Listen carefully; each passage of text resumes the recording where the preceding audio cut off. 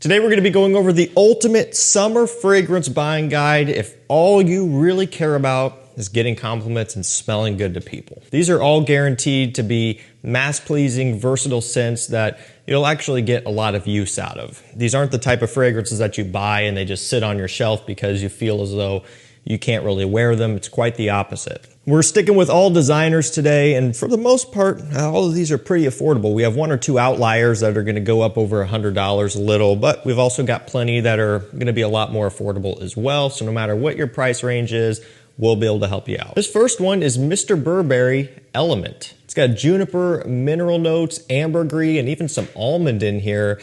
A nice, fresh, unique blue fragrance is kind of how I look at this one. It still has some of that OG Mr. Burberry styling, you know, that original DNA that a lot of us are familiar with, but man, it really is kind of freshened up and modernized and kind of gives you a little bit more of that blue Ambroxan style twist. And I know everybody's thinking it, another blue fragrance, and yes, it is definitely in that vein. However, something a bit different here with that almond, and the way that this one kind of presents itself is something that is kind of a little bit unique and somewhat refreshing in the sense that it is kind of just going against the grain as far as how blue fragrances are usually done. This one has been out for a good few years at this point. Definitely nothing new here. However, this is never one that really caught on. Nobody was really looking to get this one. It definitely was never sought after, and so it's kind of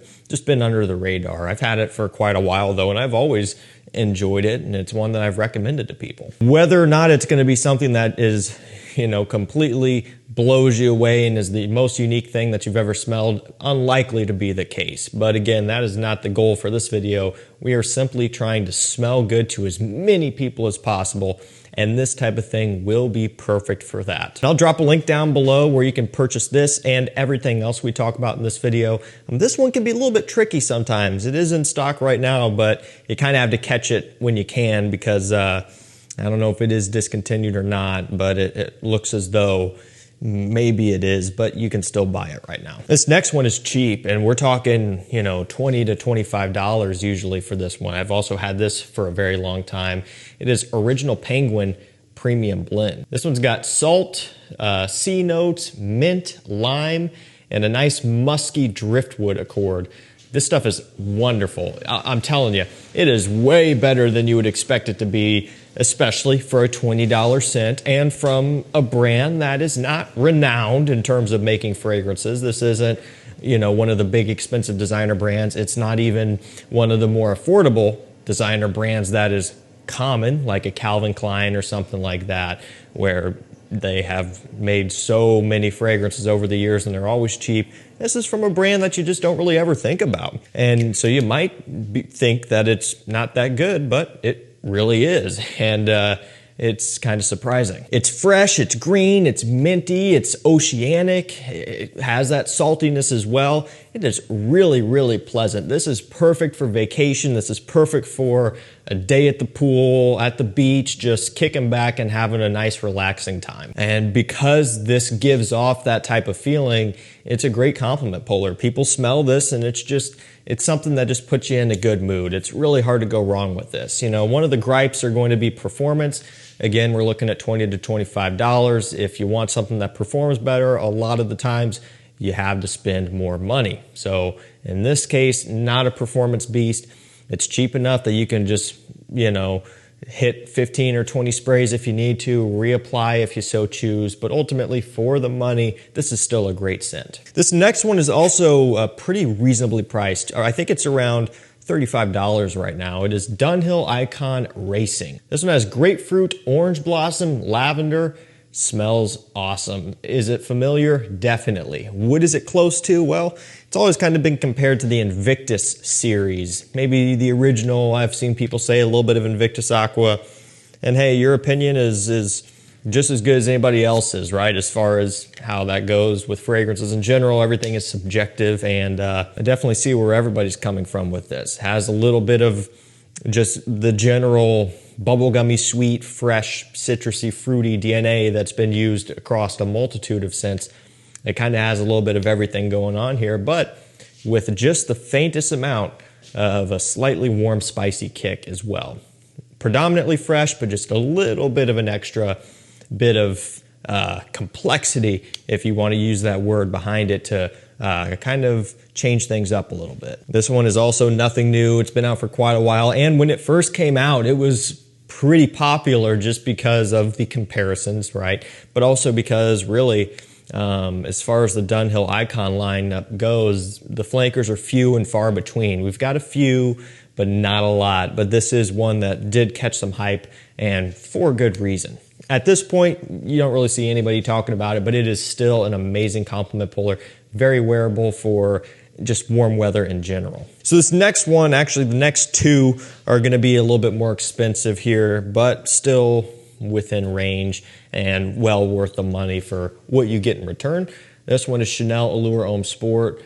And you guys know the drill with these. Retail or nothing, basically, are your only two options.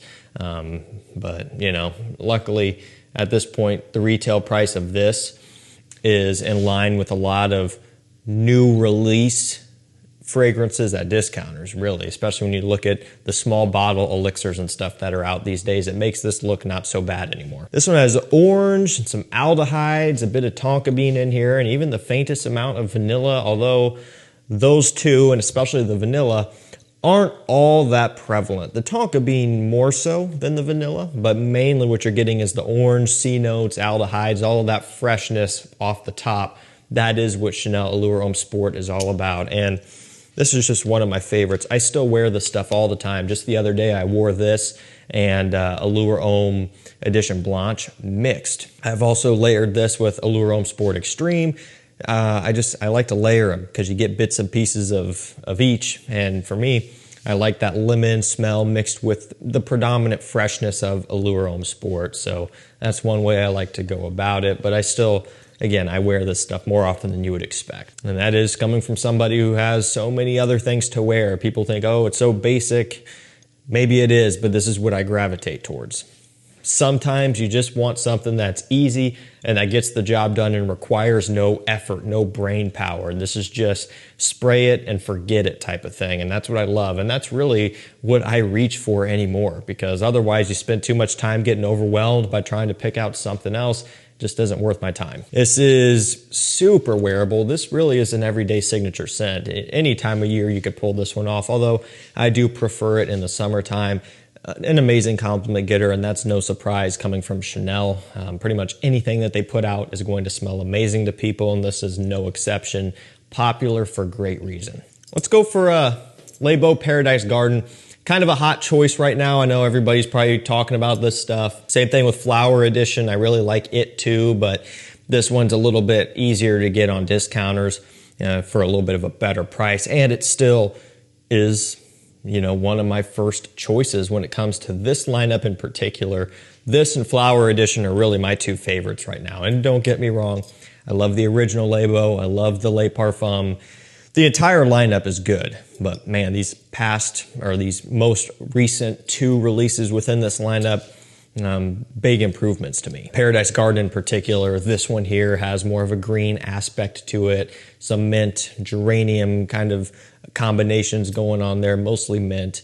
And then you're still getting some of the sweetness as well, although it just isn't as sweet as the first two in the lineup. This is probably more of a spring scent, if I had to choose what season I think it's best for, just because of how green it is and because it's still a little bit sweet, which is perfect for those cooler spring days.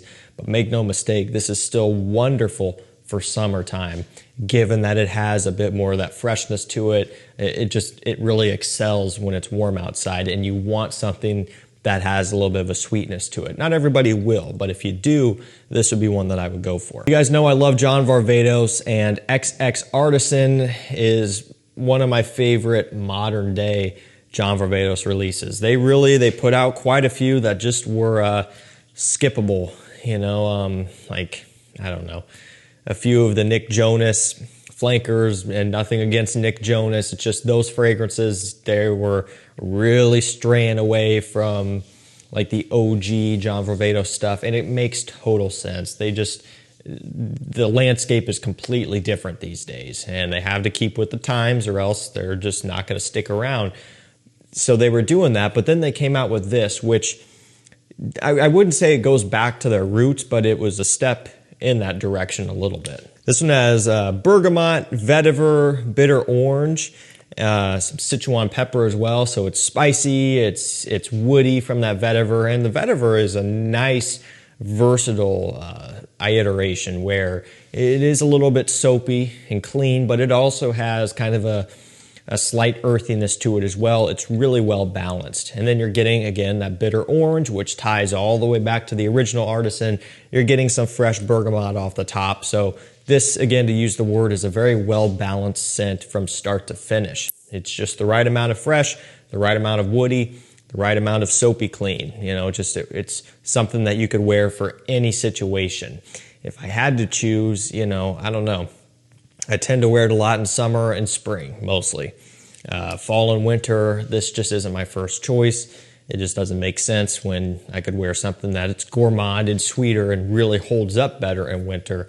But again, this does have the capability to be used all year round. It's fresh, it's easygoing, it's a little bit spicy just to give you a bit of a different twist.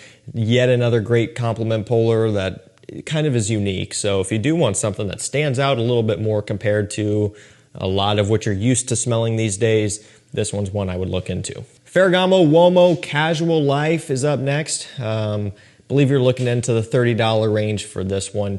About the same with the John Varvatos we just talked about a minute ago too. I forgot to name the price on that one, but these are going to be roughly around the same. $30 to $40 range usually. So it has violet leaf, lemon, ambroxan, and kind of surprising, a little bit of a coffee note in here. Now the coffee is not the star of the show.